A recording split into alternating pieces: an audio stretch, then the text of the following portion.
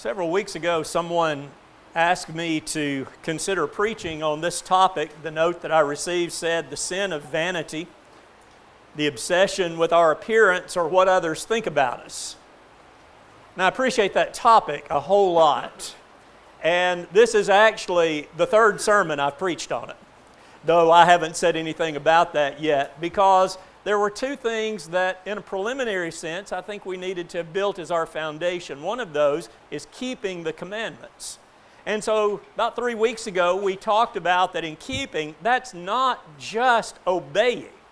Keeping the commands is seeing them as you're on the side of Christ. You are a believer in what He has said and in what He wants you to do. And then 2 weeks ago, we followed that up with love one another. That the relationship that we have with each other is essential in keeping the commandments of God, of all of this being together. And so that leads us then to this third and really the crux in dealing with this particular topic, and that's with this problem of vanity. This is a complicated topic, not in understanding, but a complicated one in dealing with, because it's one that is outwardly expressed, but very much inwardly driven. And so I think as we consider this idea, it boils down to maybe this question: whose image most concerns me? Whose image do I spend the most time thinking about? And so let's talk a little bit about that this morning. As we consider the problem at hand, the discussion at hand, at the very foundation of this is the topic of vanity. This is going to be where this obsession with appearance, what others think about us, is going to come from.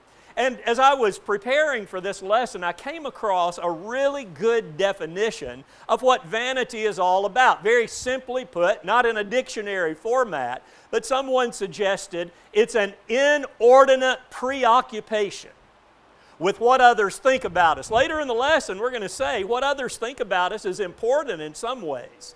But this is where it drives the choices and the decisions that we're making to a point that we are just so consumed with what others think that it becomes this vain way of living. And of course, this is very much related to pride, double first cousins. And many of the things we're going to talk about this morning, you could as easily say about pride as you could about vanity. Now, don't think I'm literary in this next quote, but I thought it was really good. This comes from Jane Austen's Pride and Prejudice. She wrote, "Vanity and pride are two different things, though the words are often used synonymously. A person may be proud without being vain. Pride relates more to our opinion of ourselves, vanity to what we would have others think about us." And I think that's exactly it. Succinctly stated that yes, pride is a big part of this, but we have to note that there is a variation when it comes to dealing with vanity. So all that said, let's think for just a minute about this very obsessed opinion we may have with what others think about, in particular, our outward appearance. Now, when we consider this, it's kind of twofold. It's the desire to impress others, but coupled with the idea of maintaining some image that we're wanting to project. So you are concerned about what others think, but you've also got this inordinate preoccupation with this self-image that you want others to have of you. And of course, much of this is going to come out in our clothing. As we think about the visible manifestation, it's obvious that what we put on can very much fall into that idea of vanity. In fact, that's what many of the advertisers of clothing are going to go for. They're wanting us to have that idea, to think about what others are going to consider when they see what we wear. Now, this can take several different ways of coming out. One, and probably the one we talk about the most, is when it's too little or too tight. Now, most of the time when we have this discussion, we're talking about the lust factor in that.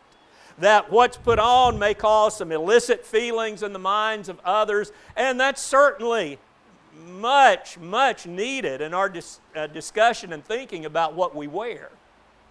But in our idea this morning, that idea of vanity, sometimes this can take the form of, I want others to recognize that I'm beautiful. I need others to realize that I am a good-looking person. And so, not so much the idea of lusting, though that needs to be considered. It's more of the concept of, I need someone to validate the image that I'm trying to project. And I think we see that so much in our culture right now. I mean, you don't have to go far into the community to see things like that. So that's probably one of the biggest. But as well, this can be seen in the expense of our clothing. And I'll put with that the accessories we wear, jewelry, or whatever we might put on.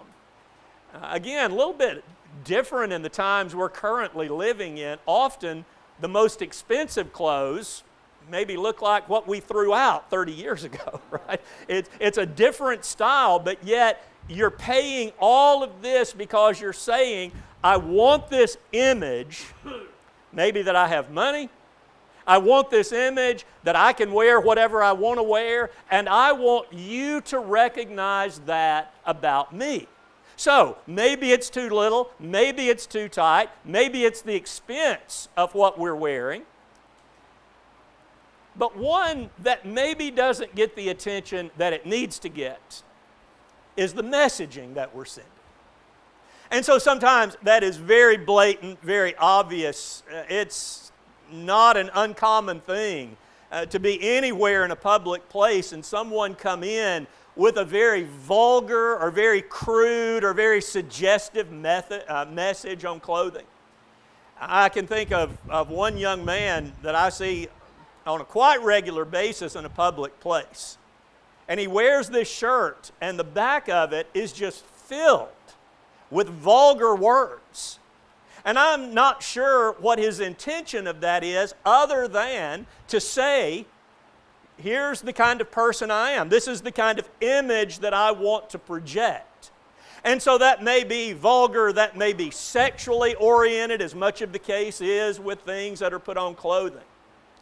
And so the vanity of all of this is, I need others to think that I'm not scared to make this known, that this is what I'm all about. And that leads very much, in fact, it's pretty much the same point of the message, I want you to think that I don't care what you think. I want you to know that what you think doesn't bother me. I'll just have to share with you, I had an experience with that not too long ago.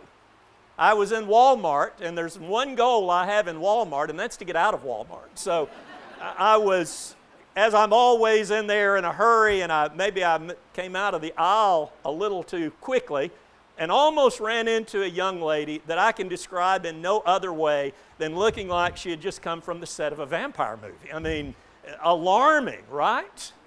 And, you know, when you see a vampire in Walmart, that has an impact on you.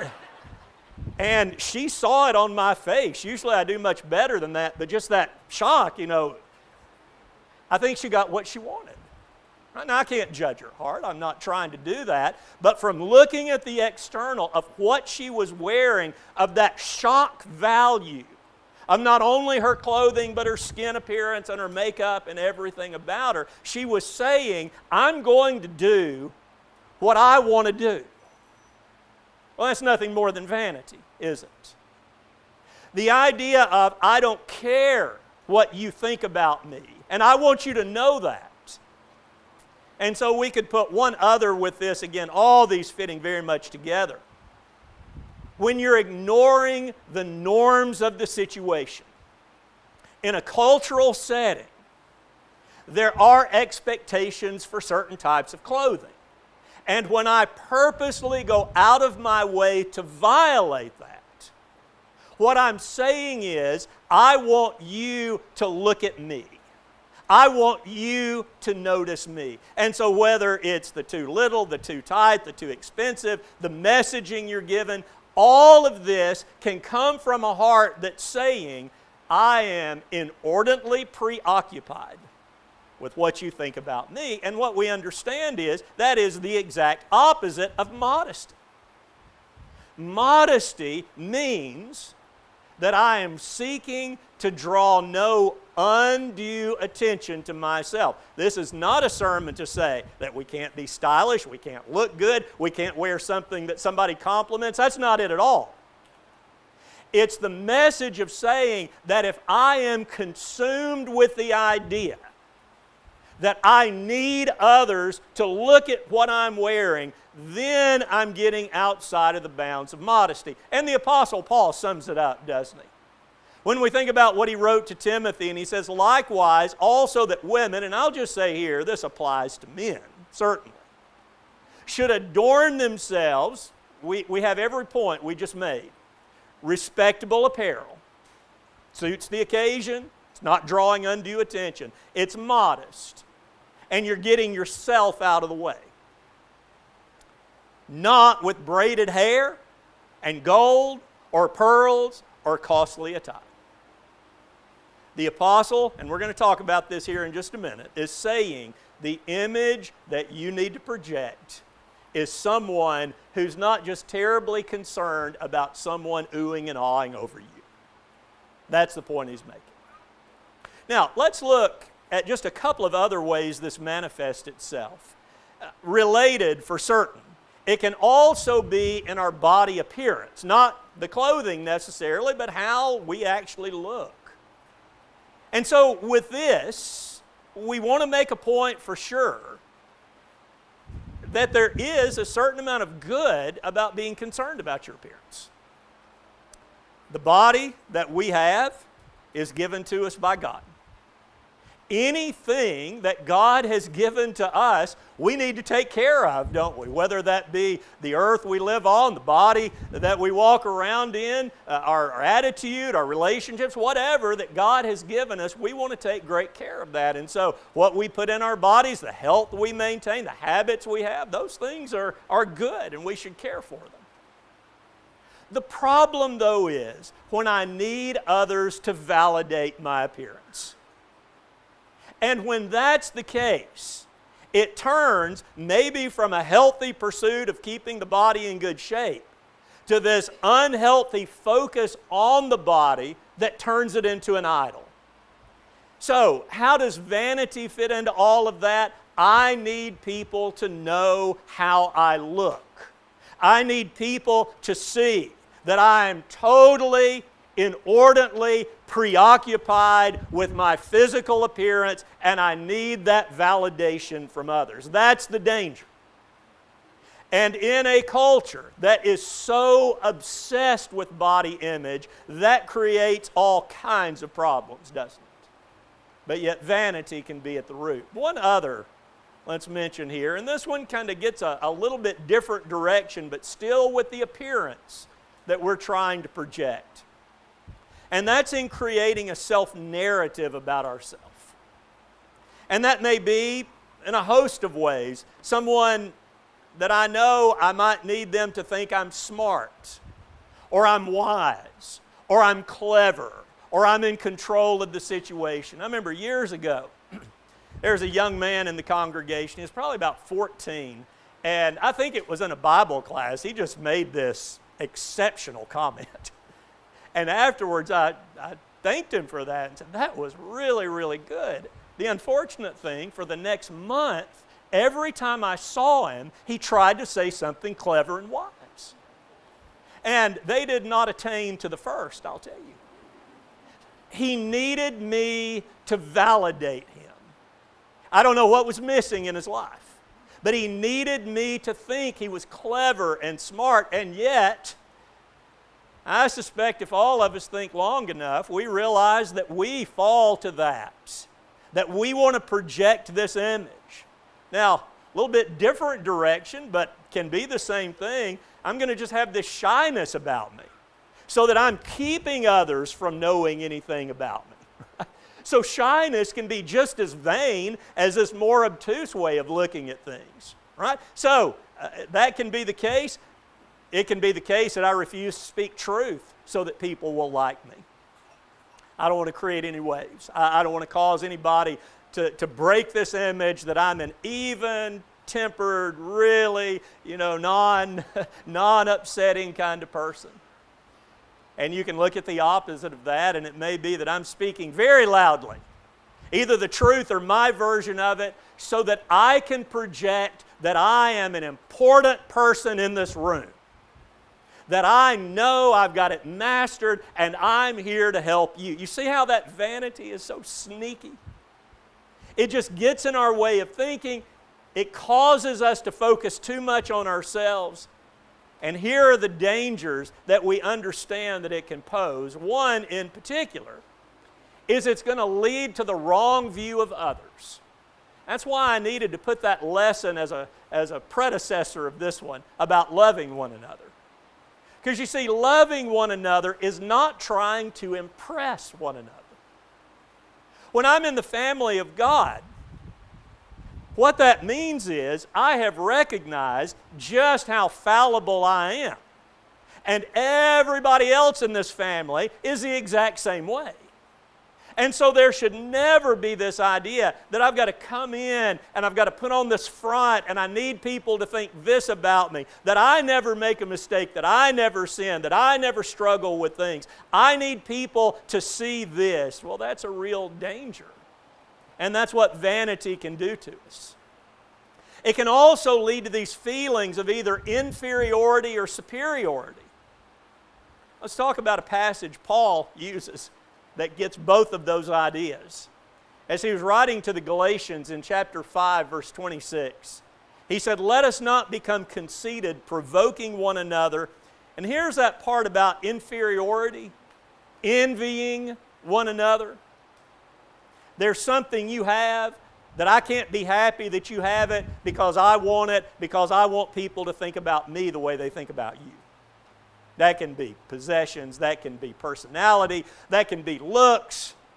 But there's an envy there that says, because I feel inferior to you, self-imposed, that's why this envy is coming up. The other is at the first part with that idea of superiority when he says, let us not become conceited. That word conceited is interesting. Literally it means empty glory. That fits, doesn't it? That what I'm saying is I want people to glory in me, though there's really nothing there that's deserving of it, yet I got to project this image. I got to put it out there so people will think that way of me. So that's a danger that we face. And of course the biggest is this, that it leads me to consider others more than I consider God. That happened, didn't it? Back in the days of Jesus, John in chapter 12 shares this with us in verses 42 and 43. He says, "Nevertheless, many of the authorities believed in him, but for fear of the Pharisees they did not confess it, so that they would not be put out of the synagogue, for they loved the glory that comes from man more than the glory that comes from God." Now, note John's sneaky little way of doing this. He's saying, you can get glory from one of two places. You can get it from man, which is far, far the bad idea. Or you can get glory from God, and that's what we should be concerned about. Yet, if I'm so preoccupied with what everybody thinks about me, then I miss that glory that He has to give. So, hopefully we've made the point. Vanity is a problem. But that then brings us to the next consideration. What is that right image? When we think about the image that we want not only to project, but that's coming from a true heart, what exactly is that image? And the Bible makes that very, very clear to us. And what I hope all of us understand this morning, that it begins with knowing who we are as children of God. I guess 1 Peter 2 is a passage I quote about as much as any. But I love what Peter has to say as he draws this Old Testament idea and he puts it on the people of God. He says, "You are a chosen race, a royal priesthood, a holy nation, a people for His own possession, that you may proclaim the excellencies of Him who called you out of darkness into His marvelous light. Once you were not a people, but now you are God's people. Once you had not received mercy, but now you have received mercy. That's who we are. As the children of God, that's the image we want, not as a fake, but deep down knowing that what we're looking at is being the kind of people God has always desired. From the very beginning of human creation, this is what He's wanted. And God says to us, those who have come to Him through His Son, that's who you are. That's your image, remade in that of Jesus Christ. And so then, value is not determined by this false idea. Value is determined by my relationship with God, where God says, once, you had no mercy, but now you've received it. Now you know what it means to be saved. Now you know what it means to be spiritually beautiful, because you can look into the perfect law of liberty and you can see my Son. And in Him, that's your reflection now. So we value that. Verse 11 then follows. And here's how we know how to behave, right? I urge you as sojourners and exiles to abstain from the passions of the flesh. That's what we're talking about. That desire to put myself in a position where others are thinking about me. And he goes on to say, it wages war against your soul. I need to understand that the right image is knowing myself as a child of God. We can't talk about this topic without at least mentioning 1 Timothy 4. Down in verses 7 and 8, the apostle says, train yourself for godliness. For while bodily training is of some value, godliness is of value in every way, as it holds promise for the present life and also the life to come. The apostle validates what we said earlier. There is no forbidding concern over our appearance. That is not it. The Bible message is, don't think anything about how you look. What the apostle says is, there's good in that bodily training. But understand that the most important thing is your godliness. That's the measure that you need to be using. Not how you look, not how you dress, not what other people think about you. Your value is seen in godliness, which, again, another definition we can look at as we look here in 1 Timothy, is with the 9 times that godliness is brought up. This is from Help's Word Studies. The writer says it's the inner response to the things of God which shows itself in piety. It's from the inside out. It's what's in the heart that's being projected outwardly. And so Paul says, yeah, you can think about your appearance, you can exercise, you can take care of yourself, but godliness is the key. That's what's going to last. It's knowing who I am as a child of God. And when I know that, it's going to help me answer these questions about my clothing, about my body image, because everything's in the framework of godliness then. And I suspect that's the reason God didn't just give us chapters of the Bible about, now, your hem needs to be this low, it needs to be this low. He didn't give all of that, did He? What He said is, dress befitting a child of God. Dress befitting someone who's concerned about godliness. And when I read the principles of the Scripture, I can figure that out. So then, it's going to prevent others from controlling me. If I'm concerned about godliness, there won't be this inordinate preoccupation with what others think. Secondly, it's going to help us to know how we should consider others. I want to make sure I'm not misunderstood in this study. This is not saying I need to dismiss the consideration of others, just flat out.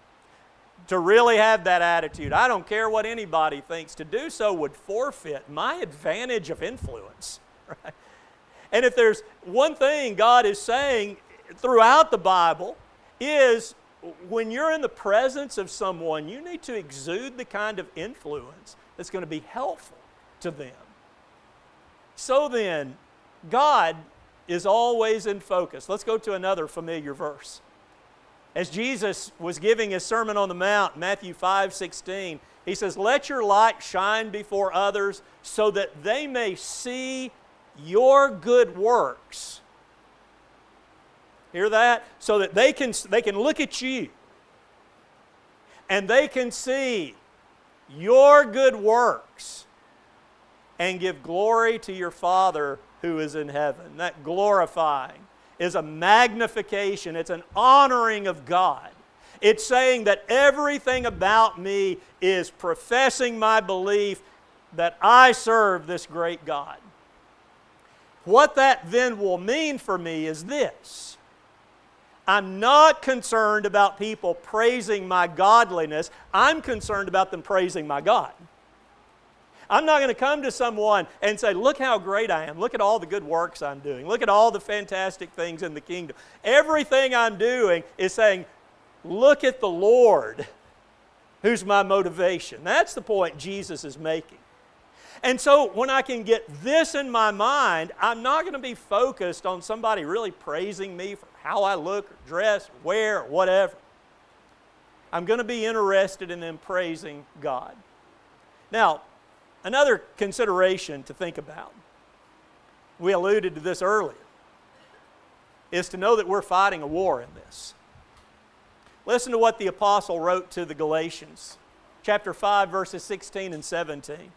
He says, "But I say, walk by the Spirit, and you will not gratify the desires of the flesh.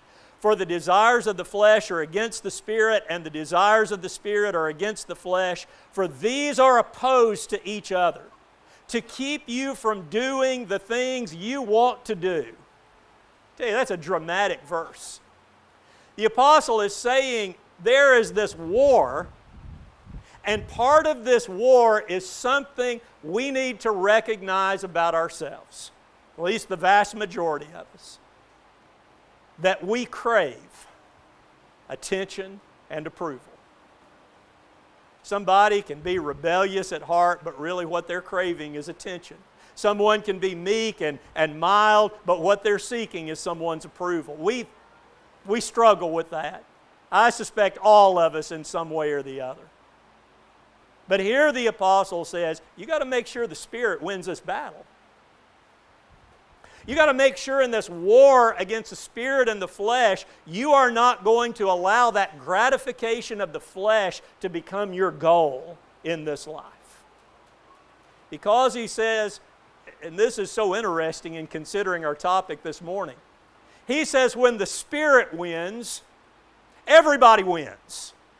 Because what you're going to exhibit in your life is the quality that's concerned about the well-being of others. The love, joy, peace, long-suffering, patience, gentleness, goodness, self-control. All that's concerned about others so that they can see your God. Thus, Paul would say to us, the victory in this battle is putting on the image of your Savior. And when we do that, questions will be answered, considerations of others will be of the utmost importance, and most of all, God is going to be glorified. As we close, let's think about this passage from 2 Corinthians 3:18, where the apostle says, "And we all, with unveiled face, beholding the glory of the Lord, are being transformed into the same image from one degree of glory to another. For this comes from the Lord, who is the Spirit." This transformation isn't a one and done, is it? It's a lifelong pursuit of becoming more and more like God. And when we become more like God, we're going to be a whole lot less concerned about ourselves in those vain ways, because we want to put on the image of His Son, and we desire for others to do the same. Thank you for your good attention this morning. If you're ready for that transformation to take place in your life, that can take place this morning You can come and confess your belief in Jesus as the Son of God, be baptized into Jesus, become a part of His body, to put on His image.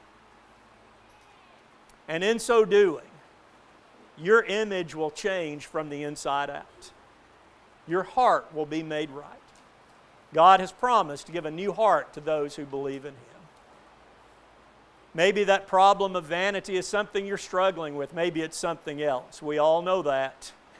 And anybody who says, I don't struggle with anything, is indeed a vain person, because we all have our problems. Maybe it's something we can pray together about this morning for forgiveness or strength or just whatever you feel you need. Let's make sure that we are growing and being transformed today to be like our Savior. If you need to respond, you can come as we sing together.